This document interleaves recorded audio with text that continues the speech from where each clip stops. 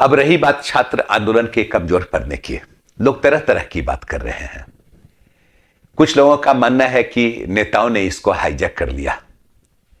कुछ लोगों का मानना है कि सरकार के रवैये के कारण, दमनात्मक पॉलिसी के कारण आंदोलन कमजोर पड़ गया।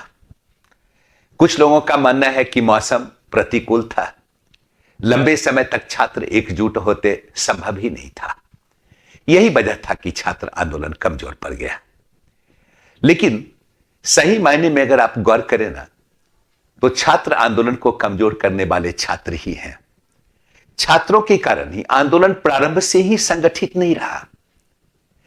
कुछ छात्रों को अगर छोड़ दें तो लगभग किसी व्यक्ति विशेष के फॉलोवर रहे, व्यक्ति विशेष के फैन रहे, आंदोलन के फॉलोवर या आंदोलन के सहभागी नहीं रहे।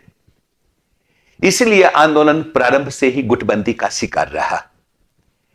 सरकार के लिए, आयोग के लिए आपने रास्ता दिया आंदोलन को कमजोर करने का, और यही वजह था कि आयोग और सरकार में यह भावना घर कर गई कि कुछ लोगों का यह षड्यंत्र है, यह आंदोलन प्रायोजित है। इसीलिए उनका रुख और भी नकारात्मक हो गया। मैं छात्रों से पूछना चाहता हूं कि भाई आप किसके फॉलोवर थे? व्यक्ति विशेष के? आपको तो आंदोलन का फॉलोवर होना चाहिए था, आंदोलन का सहयोगी होना चाहिए था। आप में एनर्जी है, आपके अधिकार की लड़ाई थी, आप में एक्सप्रेशन है, जो कि सभी के सभी कमीशन के छात्र हैं। आप लीडरशिप दे सकते थे, आप आंदोलन को संगठित कर सकते थे, आंदोलन का विस्तार दे सकते थे।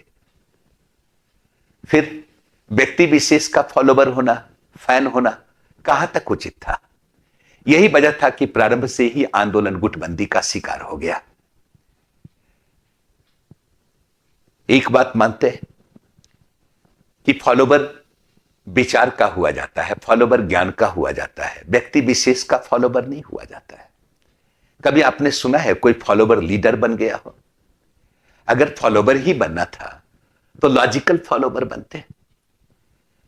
उस वक्त जरूरत था आंदोलन का फॉलोवर होने का, आंदोलन में अपना पूरा सहयोग देने का। ऐसा हुआ नहीं।